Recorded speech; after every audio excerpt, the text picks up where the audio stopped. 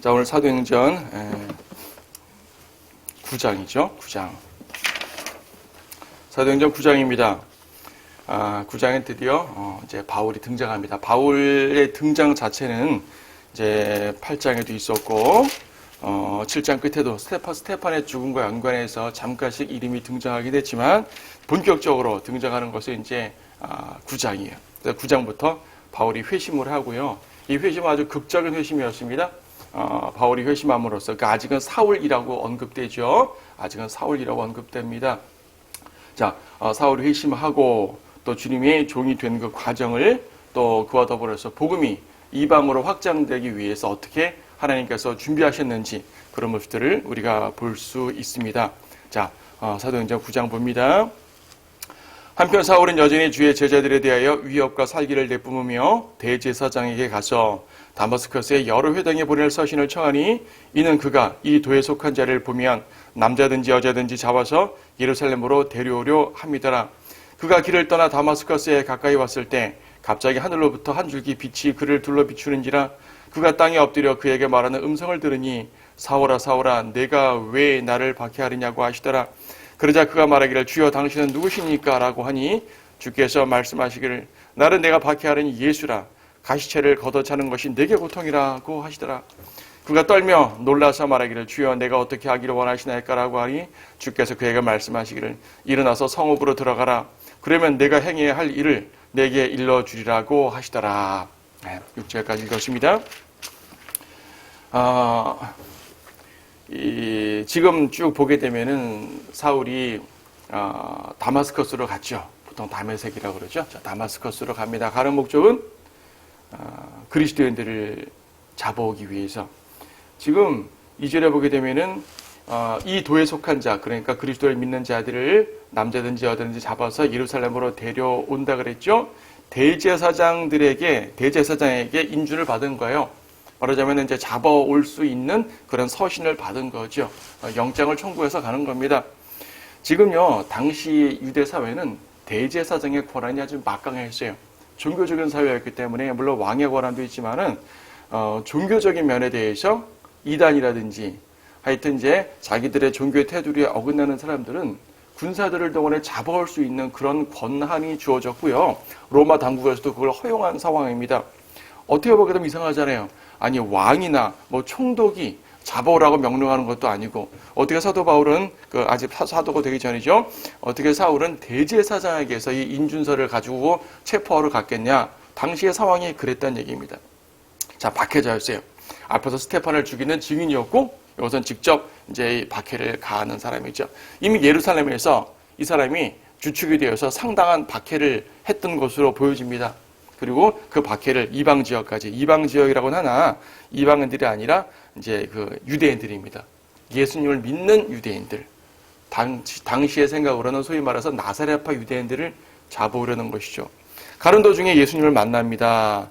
갑자기 3절에 보니까 하늘로부터 한 줄기 빛이 쫙 비추면서 거기 예수님이 등장하는 거예요. 등장하죠.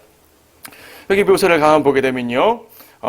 빛 가운데서 예수님이 등장을 했죠. 여기 예수님이 나타났다라는 외형적 모습은 없지만 지금 사울아 사울아 내가 나를 박해하느냐라고 말하는 것을 보니 예수님께서 나타나셔서 음성으로 말씀하신 것입니다.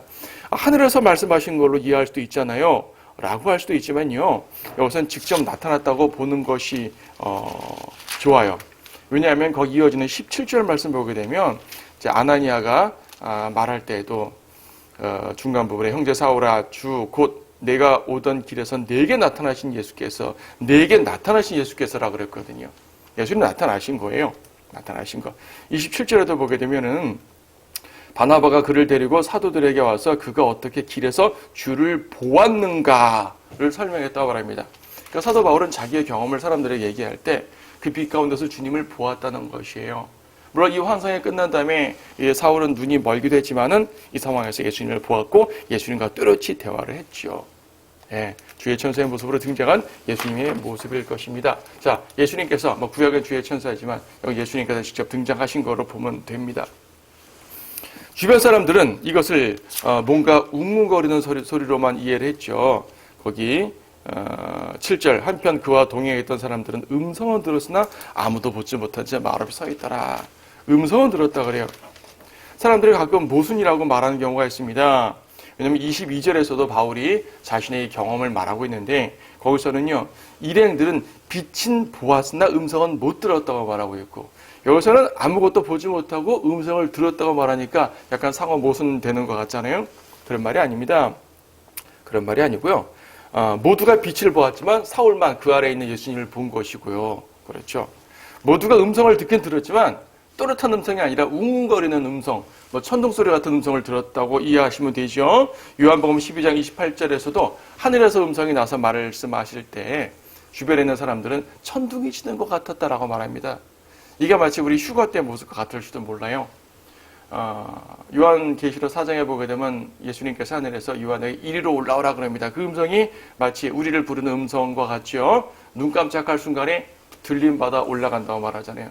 누구누구야 이리로 올라오라. 예수님께서 여러분들 이름 각자 하나하나를 부르면서 부를 텐데 이 각자 이름 하나하나를 동시에 부르면 이 해당되는 사람들은 각자가 또렷이 자기 이름을 듣고 올라가겠지만 그 모습이 마치 천둥치는 모습과 같았겠죠. 그렇겠죠? 물론 주변 사람들은 아무것도 모를 것입니다. 그리스도인들만 듣고 올라갈 것입니다. 엄청난 소리가 울릴 것인데 사람들은 그것을 알아보지 못하겠죠. 자, 5절을 보게 되면 말씀하십니다. 주님께서 사울을 부를 때 나는 내가 박해하는 예수라. 나는 내가 박해하는 예수라. 지금요 선지자의 소명이요 구약시대에 하나님께서 다양한 방법으로 나타나셔가지고 선지자들을 부르신단 말이에요. 이 부르실 때 뭐예요? 다양한 목소리를 부르시는 거죠. 그와 동일한 경험을 하는 겁니다. 자, 예수님을 박해하던 사울이 이 한마디 음성을 듣고 갑자기 돌이켰다? 여러분 잘 이해가 안 될 수도 있죠. 이해가 안 될 수도 있습니다. 그런데요, 가만 생각해 보세요.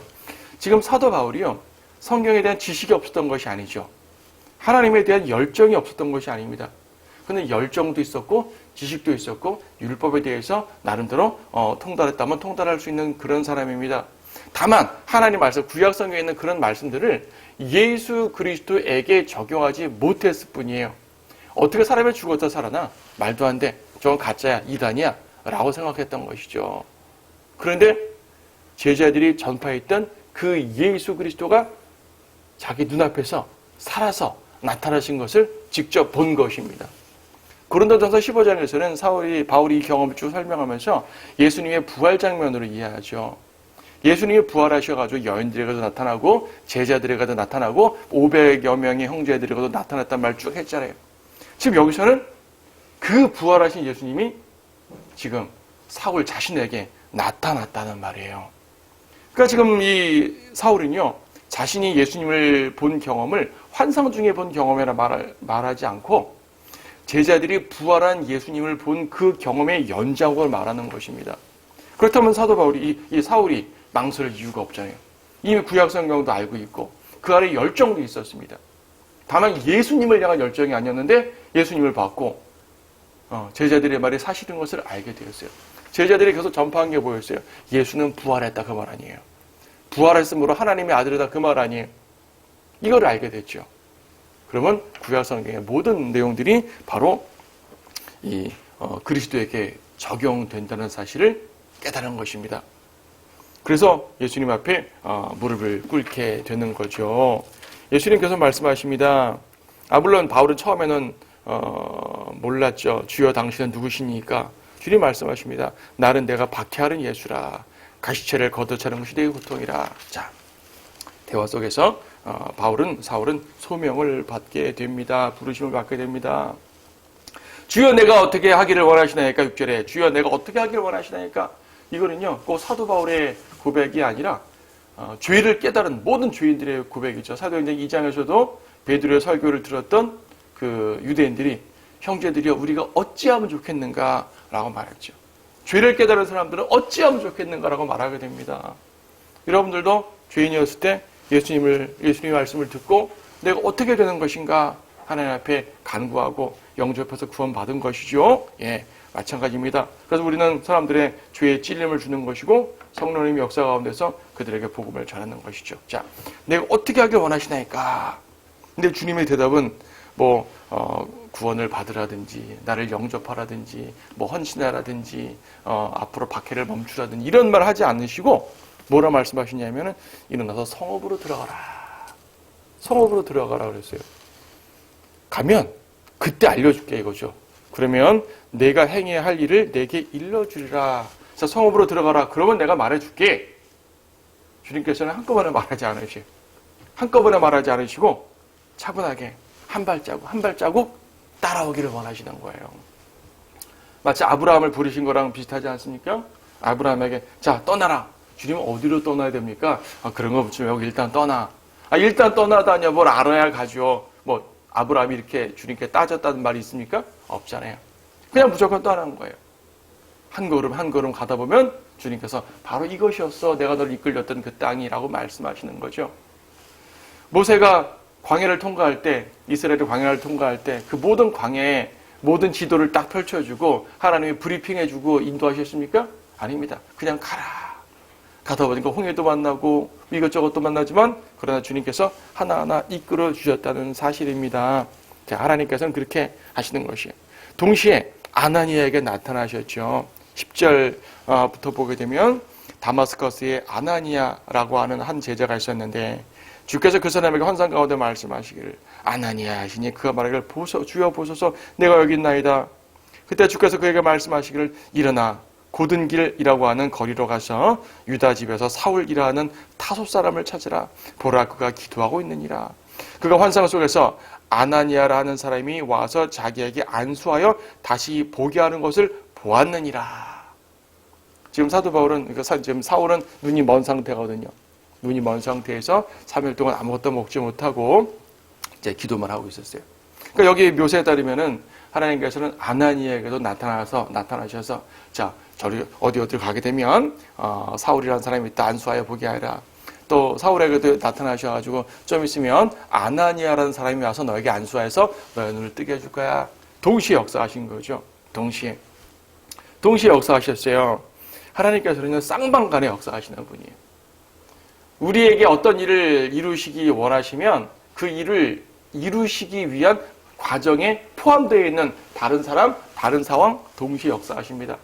하나님께서는요, 요즘에 멀티 그러죠. 동시다발적으로 역사하시는 분이에요. 그래서 나에게 역사하시는 것이 어느 형제자매에게도 동일하게 역사될 때, 그래서 그것이 이제 큰 틀에서 합력할 선을 이루는 방향이 되었을 때 우리는 감사하게 간증을 할 수 있지 않습니까? 왜 하필 아나니아에게 이런 일을 하셨을까요? 아나니아에게 하나님께서는요 증인이 필요했던 것입니다. 그냥 그 길가에서 사도 바울에게 확실한 소명을 주셔서 이제 사도로 삼으시고 이제 더 이상 박해하지 말고 떠나 하면 사울이 거기서 딱 멈추고 일행들에게 안녕히 가시오. 나는 이제부터 복음 전파하겠어. 떠날 수도 있잖아요. 근데 그렇게 하지 않으세요. 아나니아는 지금 다마스커스에서 그리스도인들 안에서 이제 이 신실하다고 인정받는 제자였거든요. 그 사람에게 안수를 받게 하심으로써 이 사람이 변화받았다는 증인을 두신 거죠. 많은 사람들에게 하나님의 복음을 효과적으로 전파하기 위한 그런 방법입니다. 주의 뜻을 예배시키는 것이에요. 증인이 필요했던 것입니다. 15절에 보게 되면 이제 13, 14, 15절 보게 되면 아나니아가 묻죠. 주님 이 사람은 내가 알기로 박해자 아닙니까? 지금 여기 온 목적도 예루살렘에서 제사장에게 박해하려는 그 인준서를 갖고 체포 영장을 갖고 온 사람인데 어떻게 그 사람에게 지금 이렇게 하란 말입니까? 주님 말씀하시죠. 15절 내 길을 가라. 이는 그가 이방인들과 왕들과 또 이스라엘 자손들 앞에서 내 이름을 증거하기 위하여 내가 선택한 그릇입니다. 하나님의 선택하심은 놀랍습니다. 극적인 반전이에요. 어떻게 다른 사람도 아니고 바울을? 그 당시에 신실한 그리스도인들 많았잖아요. 예수님을 섬기려고 하는 제자들 많았잖아요. 새롭게 그리스도인 된 사람들 많았잖아요. 그런데 하나님께서는 바울을 선택하셨어요. 바울을 선택하셔서 바울을 특히 이방인들을 위한 사도로 임명하셨죠. 지금 여기 보게 되면요, 이방인들과 왕들과 이스라엘 자손들을 앞에서 주님의 이름을 증거한다고 말씀합니다. 그렇게 선택했다고 말씀합니다. 지금 여기서 이방인들이 강조되죠. 사도 바울은 스스로를 가리켜서 항상 말할 때 자신 이방인들의 사도라고 말합니다. 갈라디아서에서도 베드로는 할례자애들에게 가고 나는 무할례자에게 간다, 이방인에게 간다, 그런 말씀을 했었습니다. 자기의 사역 자체를 이방인에게 초점 맞췄어요. 근데 우리가 사도행전에 쭉 보게 되면 뒤에 보겠지만 사도 바울이 이방인들에게만 전파한 것은 결코 아닙니다. 항상 유대인들에게 전파하셨어요. 근데 유대인들에게 전파하고 그들이 거절하면 이방인에게 갔죠. 다른 사도들도 마찬가지요. 베드로가 이방인에게 안 간 것 같습니까? 베드로도 이방인에게 갔어요. 하지만 베드로의 주된 임무가 유대인이었고 사도 바울의 주된 임무는 이방인이었었습니다. 그래서 분명히 바울은 이방인, 유대인 모두에게 복음을 전파한 사람이지만은 특별히 여기에서는 사도 바울 스스로도 이방인들에게 전파한다는 그 부분을 자신의 상당한 소명으로 여겼죠. 아닌 게 아니라 이 상황에서 이방인이 갑자기 딱 등장했어요. 지금까지는 이방인 출신 그러니까 유대교를 개종한 이방인들만 전파의 대상이었었습니다. 유대인들에게 전파됐고 유대교를 개종한 이방인들. 유대교를 개종한 이방인들은 유대인들이에요, 말하자면. 하나님의 큰 틀에서 유대인으로 간주가 되는 사람들이죠. 그리고 유대교 테두리 속에서만 전파했었는데 이제 드디어 이방인에게 전파한다는 공식적인 소명이 주어지는 거죠. 그래서 지금 사도행전 9장은 개별적으로는 사울의 회심을 다루는 장면이지만 큰 틀에서 보게 되면 사도행전의 흐름이 지금 유대인에서 이방인에게로 가는 상황이구나라고 알게 돼요. 아닌 게 아니라 바로 다음 10장에서는 이방인이 구원을 받게 되거든요. 9장은 바로 거기에 대한 준비 과정이라고 여러분 이해를 하시면 됩니다. 자, 16절에 보게 되면 그가 나의 이름을 위하여 얼마나 큰 일들로 고통을 받을 것인가를 내가 그에게 보여주겠노라. 바울에게도 알려주는 겁니다. 너 큰 고통 받을 거야. 자, 왜 고통을 받아야 되죠? 두 가지로 이해할 수 있습니다. 첫째는 사울이 먼저 그리스도인들에게 많은 고통을 주었잖아요. 네가 고통을 주었으니까 너도 고통 받아야 돼. 라는 대가일 수도 있습니다. 그런데 꼭 그런 것만 같지는 않습니다. 그거는 중요한 것 같지 않아요. 그보다는 네가 나를 위해서 얼마나 큰 고통을 받을지 알아라 라고 말씀하셨다면 지금까지 네가 박해한 것에 대한 벌이야가 아니라 그것보다는 하나님의 나라를 위한 큰 그르심을 말하는 것이에요. 우리는 누구나 박해 없이 축복만 받고 살 수도 있습니다. 하지만 하나님의 커다란 일을 하기 위해서는 그에 따른 고난을 받게 돼요. 왜 고난을 받는 것이 하나님의 일을 하는 모습이냐 보면은요, 여러분 골로새서 1장 24절 말씀 보십시오. 바울은 서신서 여러 군데에서 이러한 비슷한 말들을 했는데 골로새서 1장 24절 말씀 보시게 되면은 이제 내가 너희를 위하여 받는 나의 고난들을 기뻐하고 또 그리스도가 고통받으신 이후에 있는 것을 그의 몸인 교회를 위하여 내 육신에 채우노라 그랬어요. 교회를 위해 내 육신에 채우노라. 그러니까 예수님의 고난에 동참한단 말입니다. 사도 바울은 이런 부분들을 여러 군데서 말했는데 내가 주 예수의 표를 가졌노라 라고 말한 것도 나에게 고난의 흔적이 있단 말이죠. 고난의 흔적이 있습니다. 고난의 흔적은요, 우리가 영광으로 들어갈 때 유업을 받게 해주는 한 표예요. 우리가 구원을 받는 표는 예수님의 피로 좋게 해요. 예수님의 보혈 이외에 또 다른 이 표적이나 어떤 표는 필요 없죠. 구원에 대해서는. 하지만 우리가 유업을 받을 때 더 큰 영광을 누릴 때는 필요합니다. 그래서 사도 바울은요, 그리스도를 위해서 고난까지도 동참함으로 예수 그리스도의 위대한 일꾼이 된다는 그런 의미로서 큰 고난을 받을 것이라는 언급을 하는 것이에요. 그리스도 고난을 채우는 거죠. 자, 17절에서는 아나니아도 순종하죠. 안수합니다. 딱 그 집에 들어가서 사울에게 형제 사울아 그럽니다. 형제. 이제부터 형제의로 대하는 거죠. 박해자한테. 여러분, 박해자인데요. 하나님께서 가라고 하셔서 가긴 갔지만 당장 나를 박해하러 온 사람, 스테판을 죽이는데 동참했던 사람, 예루살렘에서 상당히 많은 그리스도인들을 박해했던 사람, 그 사람을 딱 앞에 두고 형제 사울아 라고 말하는 게 쉽지 않습니다. 아나니아는 하나님의 말씀을 온전히 신뢰했고요. 또 그 앞에 앉아있는 사울의 겸손한 모습을 아마 보았을 거예요. 그래서 안수를 합니다. 안수를 하면서 뭐라 그럽니까? 형제 사울아, 주 곧 내가 오던 길에서 내게 나타나신 예수께서 나를 보내셨으니 이는 너로 보게 하시며 성령으로 충만케 하려 하심이라. 그러니까 18절에서 그의 눈에서 비늘 같은 것이 우수 떨어지고요. 이제 감겼던 눈이 열려서 보게 되는 것입니다. 침례도 받네요. 자, 안수하고 침례받았어요. 여러분, 안수하고 침례받았습니다. 그럼 다음에 뭐가 나와야 되죠? 앞에 8장의 상황을 보게 되면 안수도 받고 침례도 받았어요. 그럼 뭐가 나와야 돼요? 성령의 외적인 표적들이 나타나야 돼요. 8장에 그랬습니다. 그 앞에서도 그랬어요. 그렇죠. 사마리아인들 그랬지 않습니까? 방언이 나온다든지 막 그랬죠. 근데 이상하지 않아요? 8장 앞부분에서는 사마리아인들에게 베드로가 안수했습니다. 즉 유대인이 이방적인 사람들에게 안수해서 권위를 이제 그 권위 속에 이제 불러들여 가지고 성령의 임하심을 경험하게 했어요. 근데 이번에 거꾸로잖아요.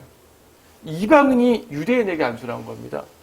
물론 유대교를 개종한 이방인이긴 하지만은 어쨌든 이방인이 유대인에게 안수를 하는 거잖아요.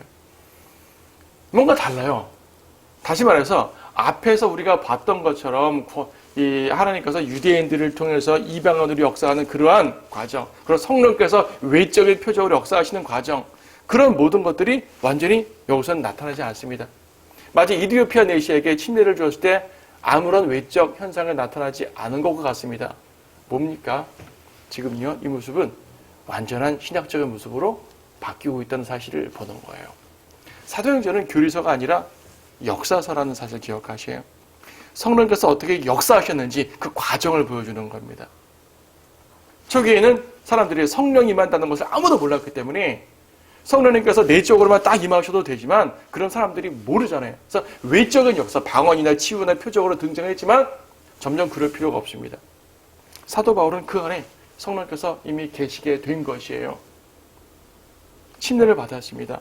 다만 성령으로 충만케 하려 하심이라. 자, 성령 충만에 이제 성령 충만을 이루는 그런 의미로서 안수를 주었고요. 그 이후로 다른 표적은 등장하지 않았지만 하나님께서 이때부터 이제 사울에게 성령으로 역사하신다는 것을 보게 됩니다. 19절 보면은요, 19절부터 또 다른 모습이 나오죠. 그리고 음식을 먹고 기운을 얻은 후 사울은 며칠 동안 다마스커스에 있는 제자들과 함께 있더니 그가 곧바로 회당에서 그리스도를 전파하여 그분이 하나님의 아들이라고 하더라. 그때 그 말을 들은 모든 사람이 놀라며 말하기를 이 사람은 예루살렘에서 이 이름을 부르는 자들을 죽이던 자가 아니냐? 또 여기에 온 것도 사람들을 잡아 서른 제사장들에게로 데려가려는 그 목적 때문이 아니냐고 하더라. 그러나 사울은 더욱 힘을 얻어 이분이 바로 그리스도이심을 증명함으로 다마스커스에 사는 유대인들을 당황케 하더라. 그 후 여러 나라에 지라서 유대인들이 그를 죽이기로 모의하였으나 그들의 음모가 사울에게 알려지니라. 그들이 그를 죽이려고 밤낮 성문을 지키거늘 제자들이 밤에 그를 데려다가 광주리에 담아 성벽으로 달아내리니라. 바울은 회심하고 곧바로 복음 전파자가 되어버렸어요. 자, 이 사실을 가만 보게 되면 여러분 갈라디아서 1장을 잠깐 보세요. 갈라디아서 1장.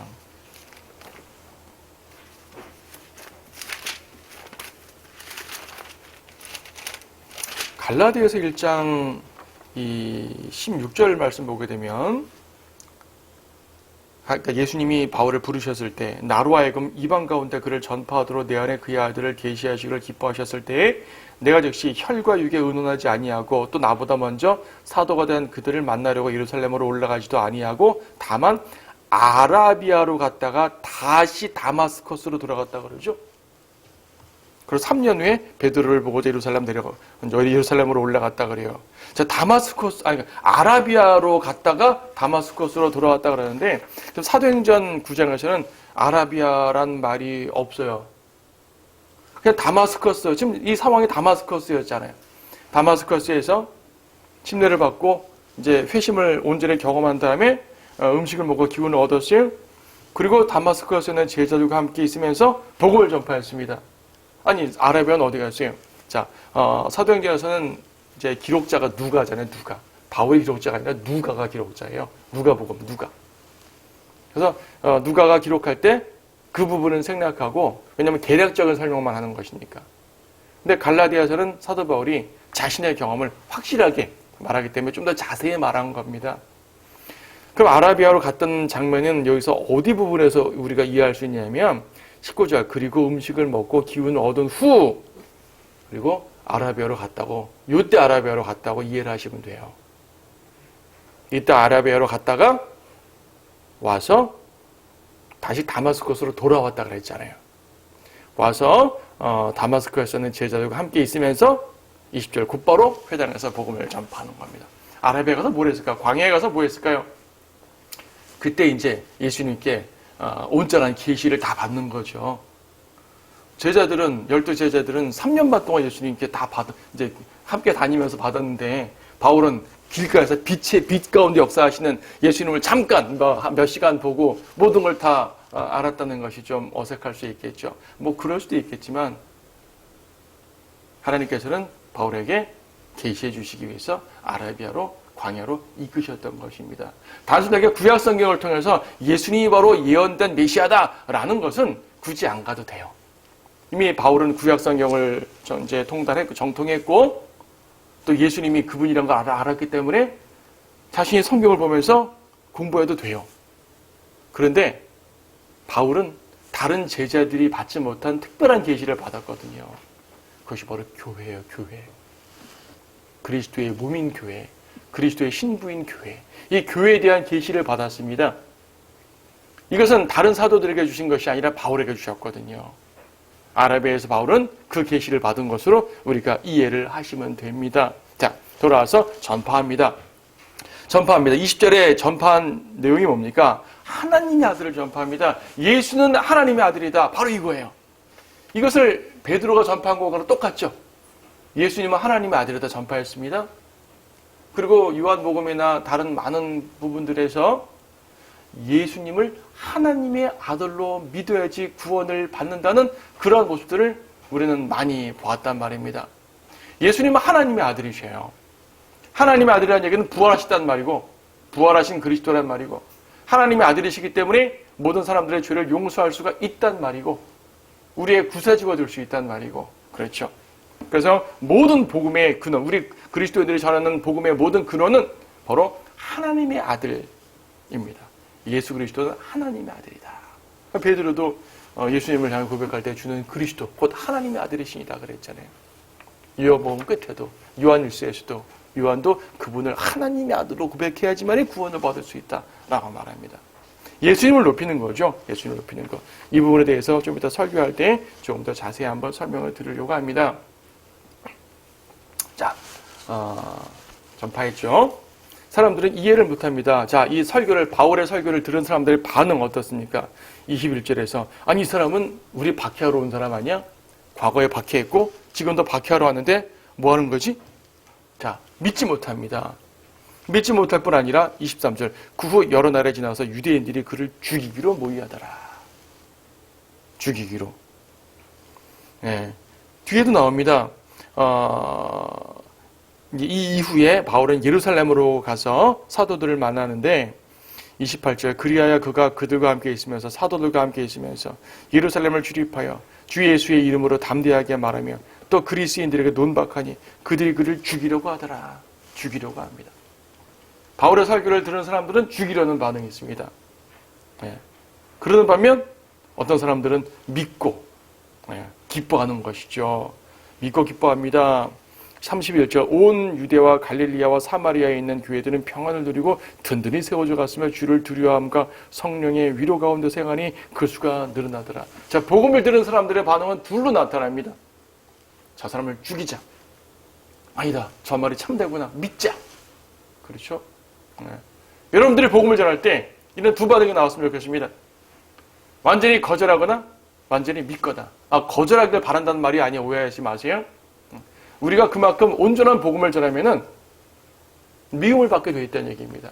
근데 이것도 저것도 아닌 당신의 말이 참 좋긴 좋지만 거절하겠습니다. 이런 사람이 많잖아요. 루터가 복음 전파할 때 그랬다 그래요. 루터가 복음 전파할 때 사람들은 침을 뱉거나 무릎 꿇거나 두 가지 반응이었다고 합니다. 복음을 확실하게 전하라는 말이죠. 예. 사람들이 거절하도록 함부로 하라는 말이 아닙니다. 오해하지 마세요. 복음을 복음답게 온전하게 전하게 되면 두 가지 반응이 나타난다는 사실입니다. 복음을 복음답게 전하지 않게 되면 아무런 반응도 나오지 않는 경우를 본다는 얘기죠. 적어도 그러지 말라는 말씀이었습니다. 자, 지금 이제 사도 바울이 26절부터 예루살렘으로 갑니다. 그런데 지금 보면 제자들도 두려워서 믿지 않습니다. 그 후 사울이 예루살렘으로 와서 제자들에게 합류하려 하나 모두 다 그를 두려워하여 그의 제자됨을 믿지 않더니 바나바가 그를 데리고 사도들에게 와서 그가 어떻게 길에서 주를 보았는가와 주께서 그에게 말씀하신 것과 또 다마스커스에서 그가 얼마나 담대하게 예수의 이름으로 전파했는가를 설명하니라. 바나바가 등장했어요. 바나바 앞에서도 등장했죠. 바나바가 5장에서 등장해서 그때는 이제 경건한 유대인 그리스도인으로서 자기의 재물들을 섬김에 베품에 썼던 그런 사람으로 등장했는데 여기서는 바울을 제자들에게 이제 소개하는 보증하는 것이죠. 바나바의 보증이면은 믿었어요. 바나바는 그런 사람이에요. 바나바가 아니라 그냥 간증도 별로 없고 제대로 모범도 보이지 않는 사람이 이 사람 사울은 괜찮은 사람입니다라고 소개했다면 사도들이 받아들였을까요? 그렇지 않죠. 그래서요, 전하는 도구가 중요하다는 것입니다. 여러분들이 그리스도를 전할 때 우리는 전하는 도구잖아요. 도구가 중요합니다. 우리가 더욱더 하나님 안에서 성령 안에서 온전하려고 해야 되는 이유가 되겠죠. 자, 바나바는 그런 사람이었어요. 신뢰가 가는 사람. 우리 모두가 하나님과 성도들 앞에서 또한 죄인들까지 앞에서 신뢰가 되는 그런 사람들이 되었으면 좋겠습니다. 바나바는 앞으로 바울의 귀한 동역자가 되어가지고 바울과 함께 복음 전파를 다니는 그런 사람으로 등장을 하게 되는 거죠. 예. 자, 29절 보게 되면은 사람들이 바울을 죽이려고 했다 그랬잖아요. 근데 그 말하는 사람들이 누구냐면 주 예수 이름으로 담대하게 말하며 또 그리스인들에게 논박하니 그리스인이라고 말합니다. 그리스인. 그러니까 헬라인들이죠. 헬라인은 헬라인인데 완전히 이방인이라보다는 이제 유대교로 개종한 헬라인들을 말합니다. 우리 앞에서 6장에서 이제 유대인들, 헬라인들, 과부들이 메일의 구제에서 소외됐다는 걸 다룰 때 설명드린 바가 있습니다. 유대인은 유대인인데 헬라적으로 된 유대인들 혹은 헬라인들 중에서 유대교를 개종한 헬라인들이 이게 되는 거예요. 어쨌든 유대교 태도로 있는 사람들입니다. 왜냐하면 당시에 유대인이 아닌 자들에게 복음이 전파된 적은 없고요. 유대인 혹은 유대교를 개종한 사람들 아닌 자들에게 복음 전파된 적이 없고요. 또 바울을 박해하고 죽이려 했는데 예수님을 전하는데 왜 엉뚱하게 헬라인, 이방인, 로마인이 왜 바울을 죽이려고 하겠습니까? 유대인들이 죽이려고 한 것이거든요. 그래서 그리스인들이 죽이려고 했다는 얘기는 이 그리스화된, 헬라화된 유대인들 혹은 이제 유대교를 개종한 헬라인들이라고 이해를 하시면 됩니다. 그들이 죽이려고 합니다. 스테판도 바로 그들 때문이었어요. 예루살렘에 있는 원래 정통 유대인들이 아니라 밖에서 온 유대인들이 스테판을 죽이려고 이제 고소한 겁니다. 사도행전 6장에서 그랬지. 6장 9절. 그때 리버티노의 회당이라고 불리는 회당에 속한 어떤 사람들과 쿠레네인, 알렉산드리아인, 킬리키아와 아시아에서 온 사람들 가운데 어떤 사람들이 일어나서 스테판과 더불어 변론했습니다. 그리고 스테판에게 거짓 고소자들을 붙여가면서 스테판을 이제 재판에 넘겨 죽이게 되어 있잖아요. 스테판을 박해했던 이 바울이요. 스테판과 동일한 상황을 겪게 되는 겁니다. 그러니까 하나님께서는 알려주시는 것이에요. 알려주시는 것입니다. 자신의 과거 모습도 기억하면서 점점 다시금 자신의 모습을 다지는 상황도 되기도 했겠죠. 개인적으로는 그러기도 했을 것입니다. 자, 이런 과정 속에서 가장 큰 박해자 사울이 없어지니까 박해자가 없어지니까 31절에 온 교회가 평안을 누렸다고 말합니다. 31절에 보게 되면 유대와 갈릴리와 사마리아. 유대, 갈릴리, 사마리아는 이스라엘 전역을 말하죠. 이스라엘 보게 되면 남쪽에 유대, 중간 부분에 사마리아, 북쪽에 갈릴리였단 말이에요. 예수님 당시까지만 해도 사마리아는 유대인들이 이방인 취급을 했는데 이제 사마리아 지역까지 전체적으로 하나님의 교회의 영향권 안에, 예수 그리스도의 그 복음의 영향권 안에 들어갔어요. 이제는 뭡니까?